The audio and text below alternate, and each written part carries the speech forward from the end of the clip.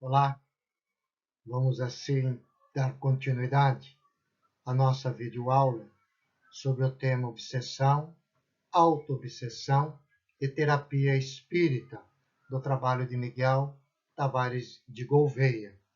Hoje vamos ver no quarto módulo, a respeito deste assunto que consta nesta apostila. Neste módulo, nós vamos ver as causas da obsessão e alguns sintomas, para podermos identificar a respeito do assunto.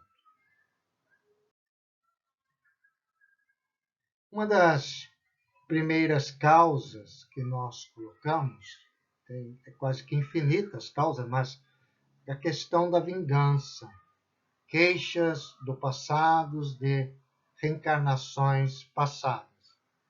Traz o indivíduo no perispírito as condições próprias para a hospedagem, ou seja, as suas vibrações, é que atraem a respeito daquela entidade que quer cobrar alguma coisa. Uma vingança é um germe kármico, facultam o convívio com os desafetos do passado. O obsessor sente-se como um direito de cobrar, arvora-se em instrumento da justiça. Para ele, aquilo ali é correto. Ele está cobrando uma dívida. Ele está cobrando aquilo que talvez tenham realizado no passado contra ele, e ele se sente na obrigação de uma vingança a respeito do assunto. O enfermo deve romper, em definitivo, com as imperfeições, reformulando os propósitos morais. É a nossa mudança efetiva de comportamento e mudança de atos e ações para que nós possamos, assim, termos dentro de nós estas questões de sintonia diferenciada, atraindo entidades de vibrações melhores. Uma outra causa a respeito das questões da obsessão é aquela entidade que tem o desejo de fazer o mal. Está dentro dela essa questão de realizar o mal. Como sofrem, muitas vezes, estas entidades, esses espíritos, são sofredores. Aí entende de fazer que os outros também sofram, encontrando uma espécie de gozo com os em atormentar, de realização dentro de si em atormentar. Para que isso aconteça, também o outro tem que ter algumas vibrações a respeito destes interesses, a respeito desta forma. Aí existe uma atração. Alguns acreditam-se pequenos deuses, que são donos de tudo porque não conseguem entender ainda. Tomam, por vezes, formas demoníacas e diabólicas. O nosso perispírito ele tem uma plasticidade de transformação através das nossas ondas mentais. Então, se a pessoa acredita que é um daquele ser, o perispírito vai se tornando aquele ser efetivamente. Alguns obsidiam, outros desencarnados. Muito interessante isso, e a gente percebe através dos relatos de que muitas dessas entidades entram num processo de obsessão ao desencarnado, a um outro desencarnado, nós já vimos que existe a obsessão do desencarnado para desencarnado, e que se converteram também em obsessores. Então, eles dominam aqueles espíritos para maltratar os outros, não eles diretamente. Eles dominam algumas entidades e telecomandam que aquelas entidades maltratam muitas vezes aquelas outras pessoas. Então, esta questão do desejo de fazer o mal, estas entidades trazem dentro de si nesses seus processos reencarnatórios, porque ainda não conseguiram mudar e nem entender o processo da vida, do processo evolutivo. Um outro aspecto é a questão do orgulho, que todos nós temos, dentro do nosso processo evolutivo. Porque esta questão obsessiva, ela pode ser sutil ou bem ostensiva, Então, aquele orgulho do falso saber, com o objetivo de fazer prevalecer as ideias, as opiniões, né? Isso se trata de uma obsessão por fascinação, que nós já vimos em videoaula anterior. São espíritos obsessores que não têm a maldade de fazer o mal, mas se encontram ali algum ambiente propício para exercer as suas ideias, o seu saber, o seu falso saber. E pessoas ingênuas passam a ser instrumentos bastante crédulas, inclusive, daquelas que o fascinam, acreditando que são eles, efetivamente, que estão ali opinando, colocando aquelas suas ideias que acham que são, na realidade, verdadeiras. Na realidade, estão sendo fascinados por outros. Muitos falam até em caridade, né, em moral, mas na realidade estão buscando, né, esse intercâmbio com aquela pessoa, esse processo de fascinação.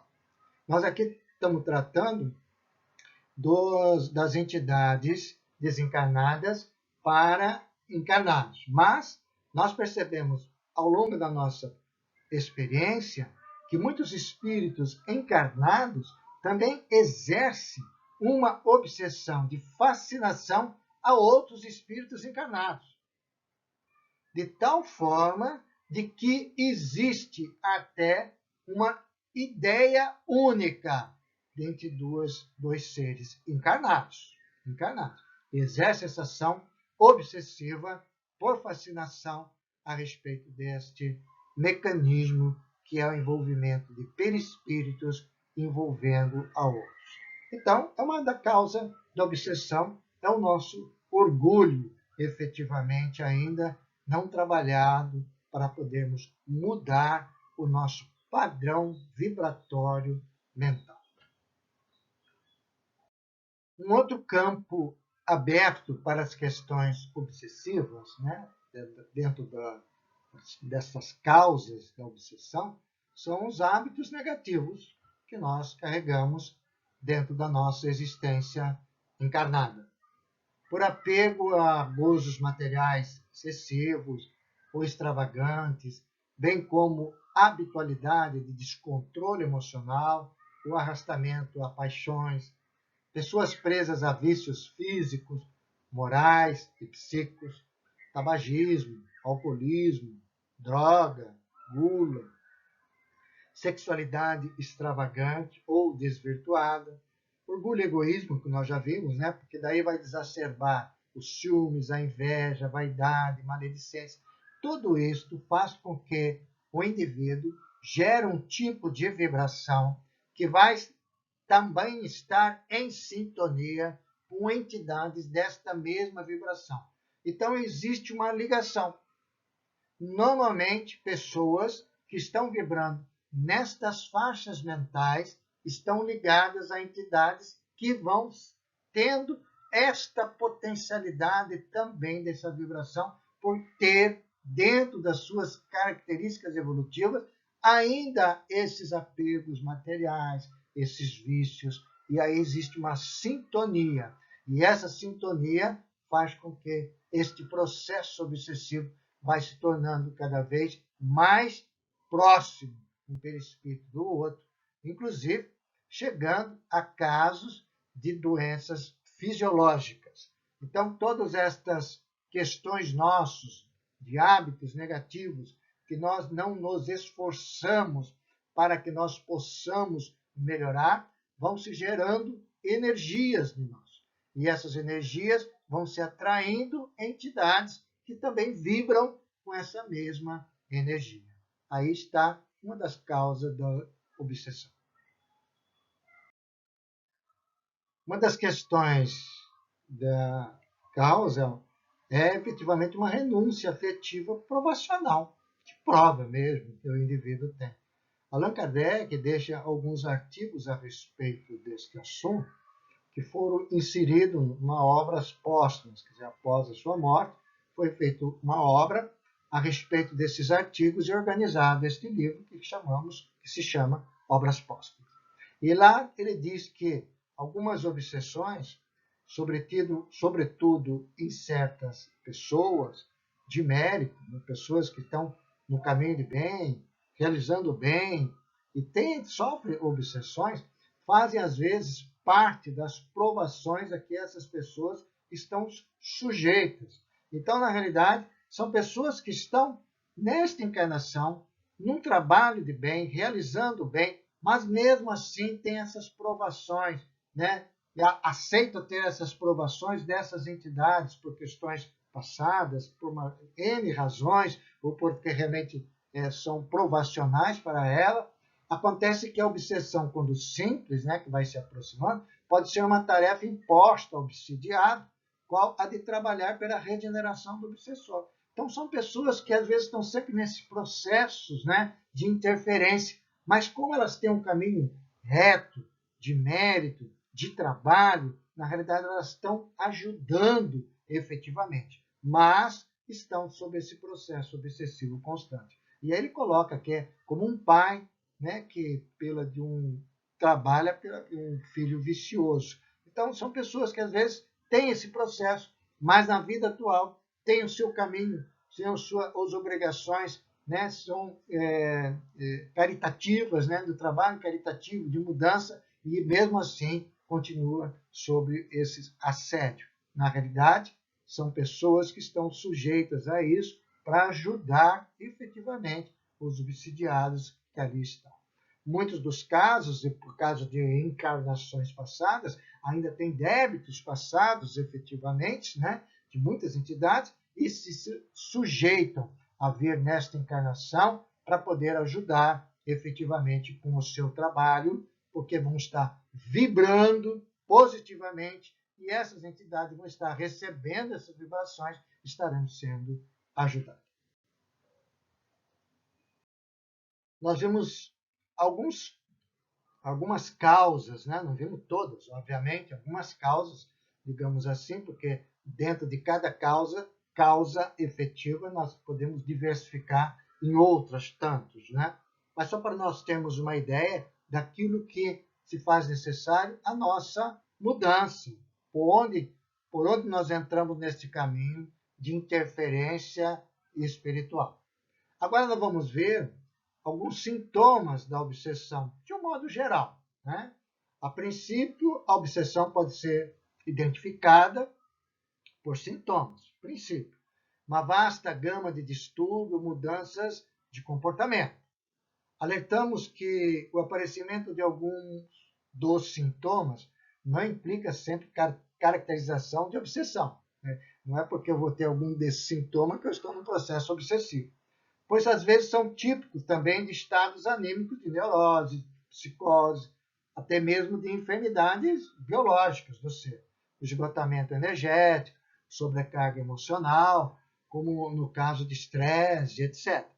Procurar sempre a ajuda de um profissional, como todas as causas que vamos conversar aqui, todos os sintomas, melhor dizendo, vamos conversar aqui, sempre procurar também, né, se existe uma mudança de comportamento, procurar ajuda, né, primeiramente de um profissional de saúde. Todos esses sintomas são mudança do padrão de como o indivíduo era e de como o indivíduo está sendo. Então, são mudança de padrão. Então, por exemplo, uma excitação frequentemente exagerada das tendências da ideia central de nossa personalidade. O indivíduo não tinha essa excitação exagerada, tinha uma excitação. Mas de um certo tempo começa a ser exagerada. Aí realmente é hora de olhar. Um único sintoma não quer dizer nada. Normalmente vem com outros sintomas. Desalinho espiritual em franco desenvolvimento.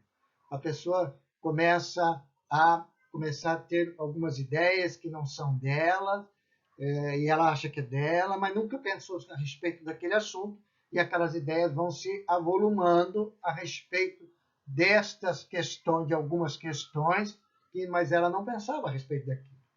Certas interferências constantes em nossos processos mentais, algumas vezes chegando ao ponto de compulsões. Aí começa a se aumentar esses desalinhos, vão chegando a pontos que a gente não consegue nem identificar, né, a respeito dessas constâncias mentais que nós vamos tendo, dessas compulsões que nós vamos tendo a respeito de certos assuntos. E a sexualidade exagerada, insatisfeita, por assolamento da libido, transformando-se em tormento de qualquer porte. O indivíduo não tinha, trabalhava dentro de uma vida saudável, dentro dessa área, e de repente começa a ter um pensamento mais fixo a respeito deste assunto, começa a ter esses olhares, esta forma de ser, e este vai ficando dentro dela com essas compulsões, né, esse desalinho e essa excitação a respeito desse assunto, pode ser que esteja dentro de um processo obsessivo. Um outro sintoma também que pode ter o desequilíbrios emocionais, com certos exageros. O mesmo arrebatamento em exaltações da personalidade, às vezes é com frequência, proporcionando o desvio da linha medial do equilíbrio. Então, pessoal, ira, ciúmes, irritação, revolta, inquietação, suscetibilidade à flor da pele, qualquer coisa fica agitada. A pessoa às vezes já tem isso, traz isso dentro do seu, digamos, do seu processo reencarnatório de melhoria. Mas como ela gera estas vibrações, pode ser que esses desequilíbrios começam a ter um volume maior dentro dela em qualquer situação. A pessoa começa a ter uma ira, né, por qualquer coisa. Mas ela já era raivosa, ela sempre foi mais raivosa. Aí começa a ter um desacervo de ciúmes muito grande, com tudo, na vida, né? Uma irritação muito grande. A pessoa já tinha um processo de irritabilidade, mas em certo momento da vida começa a ter uma irritação. Sempre bom, lembrando que é bom sempre procurar um profissional de saúde. Não quer dizer, por causa disso, que é processo obsessivo. Às vezes pode ser um desequilíbrio emocional por qualquer outro fato, tá certo? Que às vezes a pessoa tenha passado dentro da vida, que, como ela já tem dentro dela estas questões emocionais, pode ser que desequilibram todo o seu sistema nervoso. Tem aquela vontade oscilante, a pessoa tem dado a impressão de interferência de outra vontade que parece ser mais forte. A pessoa começa a ter uma certa vontade de realizar qualquer tipo de trabalho e, de repente, não quer mais fazer aquele trabalho, e isso daí começa de um certo tempo, porque às vezes a pessoa tem aquela vontade e vai conseguindo vencer as suas etapas. Mas chega um certo momento da sua vida de que as vontades são oscilantes. Ela não tem mais esta vontade que tinha antes. Isso daí pode ser uma interferência espiritual a respeito desta questão também, dessas vontades oscilantes de continuar, de vencer as suas etapas evolutivas. Um outro sintoma não é somente um sintoma, às vezes, que aparece vários, conforme estamos conversando. É aquelas suspeitas que o indivíduo fica infundadas, né? Que vai se corporificando, vai criando uma forma dentro do indivíduo em imagens perturbadoras do outro para ela. Vai afetando a tranquilidade e gerando uma certa insegurança em tudo. Aquela pessoa que vai perdendo o senso de trabalho dentro da sua coletividade, porque achando que as pessoas estão ali a perseguindo, querendo mal. Então, são essas suspeitas infundadas que se avolumam dentro dela, né, com imagens perturbadoras.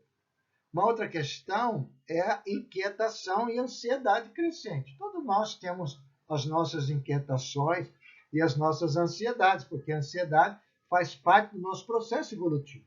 Mas quando isso se torna crescente, frequente na intimidade mental e que domina os departamentos da emotividade, isso daí também pode ser um processo obsessivo, essa inquietação.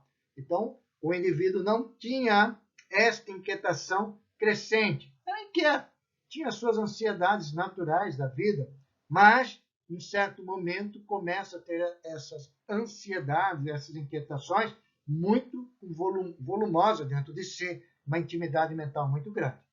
Uma outra questão, de um outro sintoma, é a instabilidade íntima, sobretudo quando resulta em medos, né? fobias, um começo sem importância, mas que assume proporções de gravidade e turbam a lucidez e a lógica. Ter medo e ter fobia faz parte da nossa preservação da vida, todos nós temos. Mas quando isso se desacerba de um modo de instabilidade íntima muito grande, isso se torna uma questão psíquica. Tem que procurar um psiquiatra, procurar um profissional de saúde para poder cuidar. E muitas vezes pode ser até um processo obsessivo.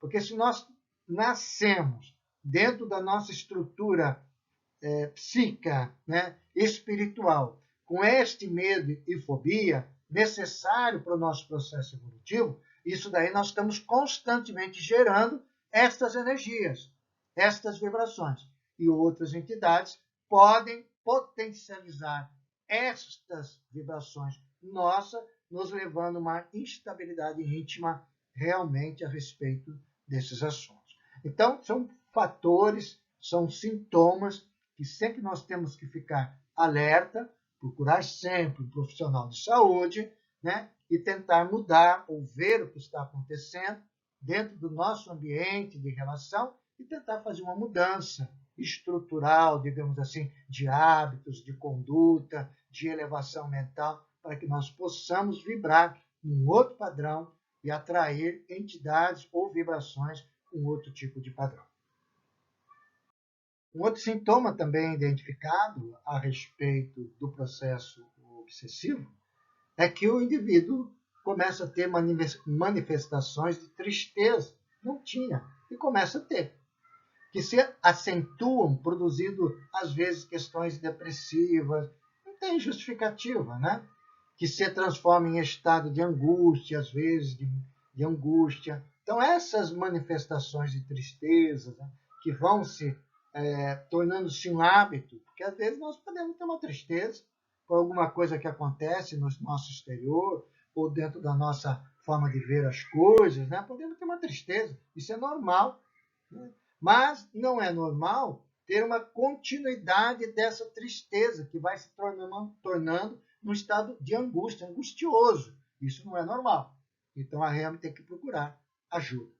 Insônia. O indivíduo dorme tranquilamente, chega um certo momento, começa a produzir inquietações mentais, a tormenta, em crescente excitação do sistema nervoso, né? Sonho, essas inquietações. E sonho podemos ter esporadicamente, isso acontece. Uma problemática dentro da vida, dentro da nossa situação, a gente pode até perder o sono, como dizem os outros, né? Perder o sono para aquela questão. Mas essas insônias, às vezes, elas são muito constantes, são produzidas por inquietações mentais. O indivíduo vai deitar e tem aquela inquietação mental de medo, de fobia, de uma série de coisas, e perde o sono, por assim dizer. Isso daí pode ser uma excitação do sistema nervoso por questões obsessivas. Isolamento da comunicação com as pessoas, afastando-se da convivência cordial, facultando insulamento na família e na comunidade. O indivíduo participava, né, dentro da família e, de repente, ele começa a ficar mais isolado. Não participa das festas, quer ficar só ali no quarto, vai para o trabalho, volta, não participa de mais nada, não tem mais os amigos. Este isolamento, né, vai se afastando dessa cordialidade da família, da comunidade, pode ser também uma influência espiritual a respeito do assunto. Tudo que nós estamos aqui conversando é uma mudança de padrão do indivíduo como era e do indivíduo como está sendo. Por isso que nós aqui sempre nos colocamos, sempre em qualquer desses sintomas que nós estamos comentando a respeito do assunto, o indivíduo deve procurar uma ajuda também de um profissional de saúde. Dentro de algumas tarefas, né, nós vamos usar sempre a expressão ou as expressões habitualidade, frequência, né? Porque nem sempre está obsidiado pelo fato de ocasionar ser enganado por um espírito inferior, principalmente dentro da área mediúnica da doutrina espírita. O melhor médio se acha às vezes exposto a isso, sobretudo no período de desenvolvimento. Pode ser que tenha uma certa interferência. Pode-se, pois, ser enganado sem estar obsidiado. Não podemos ser enganados, não só dentro desse processo, né, que nós estamos tratando, mas no nosso dia a dia. Podemos, mas sem estar obsidiado. A obsessão, ela vai consistir na tenacidade, na habitualidade, da qual não consegue o médium ou a pessoa desembaraçar-se do espírito ou dos espíritos que o atuam. Então, a obsessão consiste nessa tenacidade de hábitos constantes.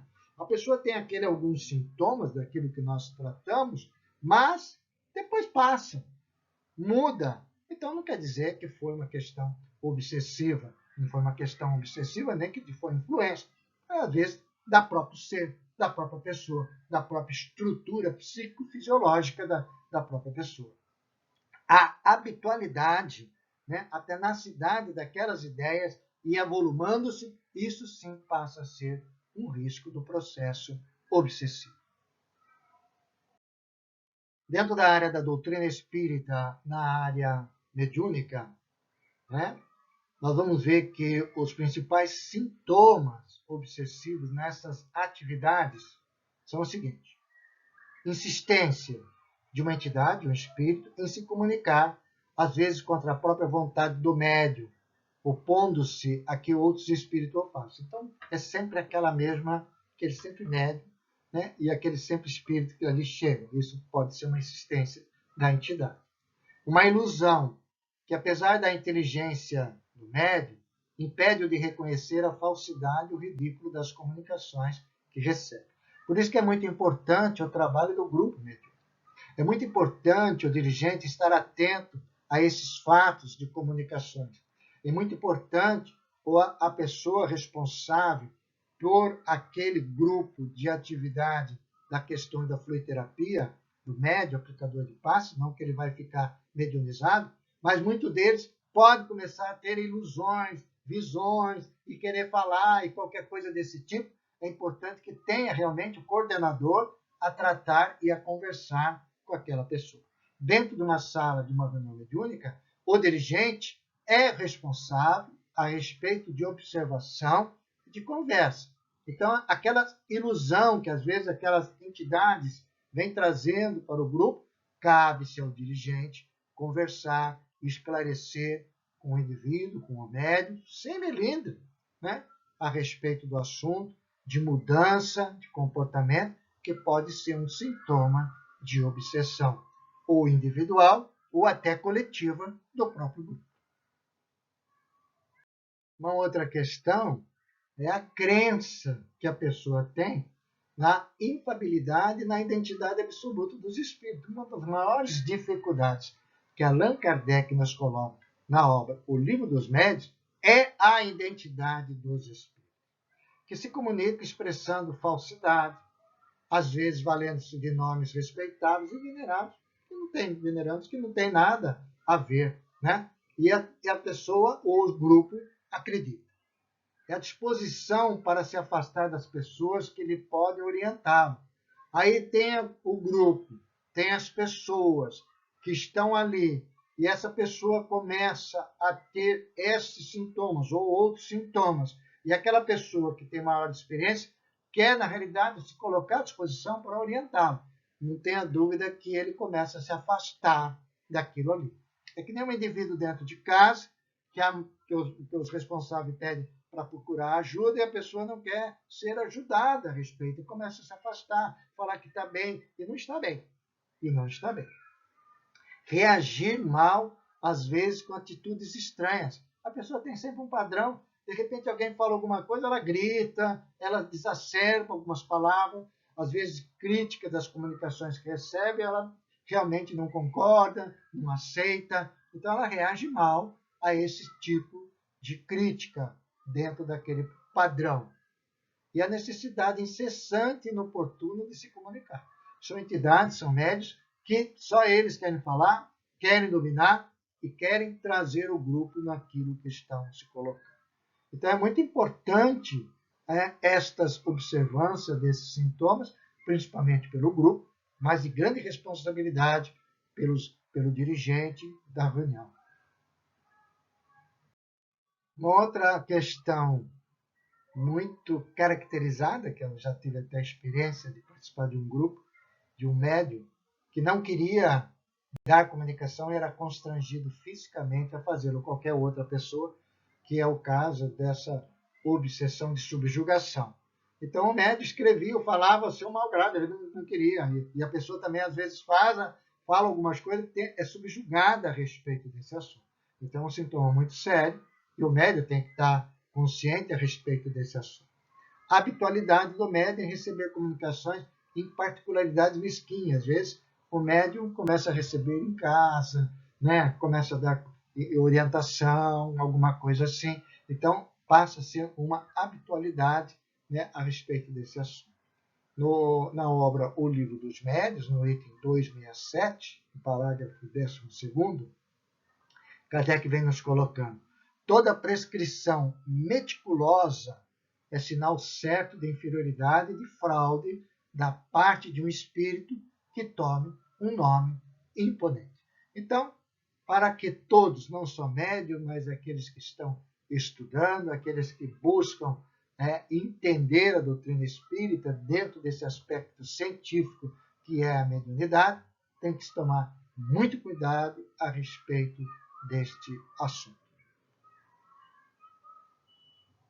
Outra questão a respeito do assunto é o crédito que as pessoas levam, né, dos elogios que os espíritos fazem. Allan Kardec nos chama a atenção na obra O Livro dos Médiuns, né, no item 267, de que os bons espíritos não lisonjeiam, aprovam o bem feito, mas sempre com reserva. Os maus prodigalizam exagerados elogios. Para quê? Para estimular o orgulho e a vaidade da pessoa e do grupo. Embora pregando a humildade, às vezes prega a humildade, mas não é humilde, prega a humildade. Procura exaltar a importância pessoal daqueles a quem desejam captar. Então, esses elogios é para com o objetivo, né, de uma certa forma, de captar, né, aquelas pessoas que estão ali no indivíduo e no grupo, buscando sempre estimular o orgulho e a vaidade da pessoa ou do grupo. As boas entidades simplesmente nos aprovam o nosso caminho, nos deixam livre através do nosso livre-arbítrio. Se nós queremos ir para a esquerda, eles até podem nos intuir para não ir, mas a decisão é nossa de ir. Se queremos ir para a direita, eles podem até intuir para não irmos, mas a nossa decisão é que vai nos dar o nosso caminho, a nossa jornada. Dentro do aspecto mediúnico, isso é muito importante, que o dirigente fique atento a respeito destas comunicações de um elogio a respeito da pessoa e do grupo. Então, é o crédito que o médium dá a respeito desse assunto. Uma outra questão, isso serve até para o nosso dia a dia, né? É a habitualidade em receber comunicações longas, verbosas, de teor repetitivo, sem conteúdo de oportuno valor. Isso dentro de uma atividade mediúnica. Dentro da nossa atividade de relação, são pessoas, às vezes, que começam a falar, fica aquilo que nós chamamos de loop, ou seja, o assunto sempre repetitivo, e continuam falando, não dão oportunidade para outras pessoas falarem, não dão oportunidade para ninguém, não querem escutar ninguém, é um sintoma, efetivamente, que pode estar num processo de interferência espiritual. Kardec nos diz na obra O Livro dos Médiuns, no item 267, parágrafo 9, de que os espíritos superiores se exprimem com simplicidade, sem prolixidade. Não tem prolixidade nenhuma a respeito do assunto. Tem um estilo conciso, sem exclusão da poesia das ideias, das expressões. São claro, inteligível a todos, sem demandar esforço para ser compreendido. Tem a arte de dizer muitas coisas em poucas palavras.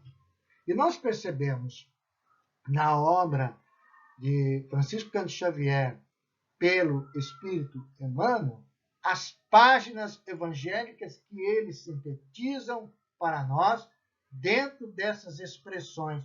São textos concisos, simples, que não tem essa prolixidade das palavras, mas traz expressões claras, inteligíveis para todos, sem mandar muito esforço de compreensão.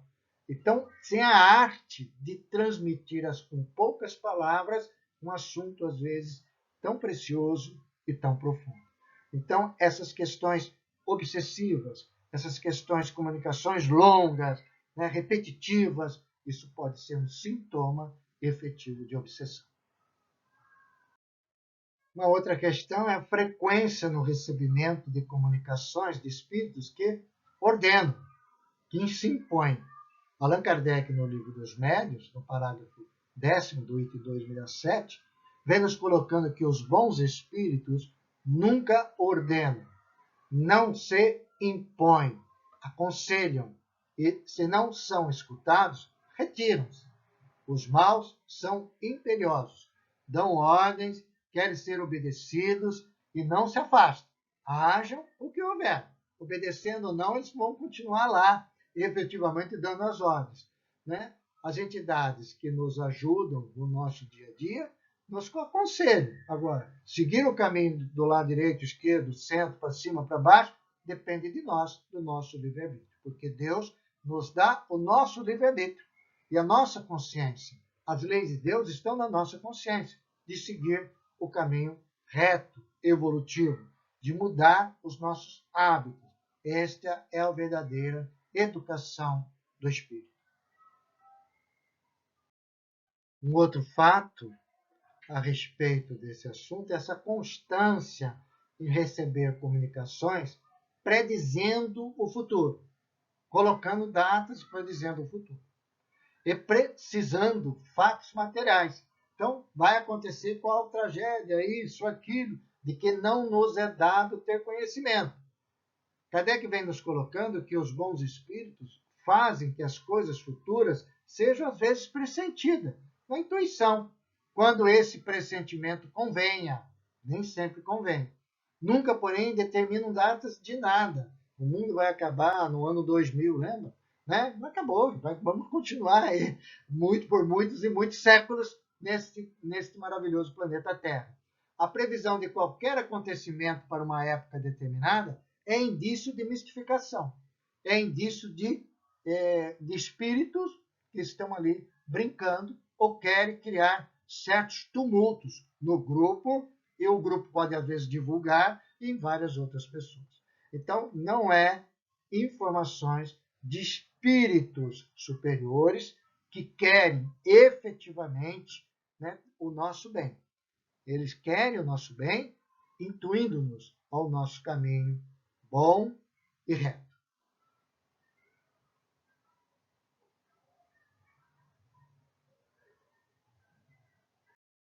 Agradecemos. Estamos aqui encerrando o 4º módulo, né, deste trabalho, na divulgação do trabalho de obsessão, auto-obsessão e terapia espírita de Miguel Tavares de Gouveia. Muita paz a todos.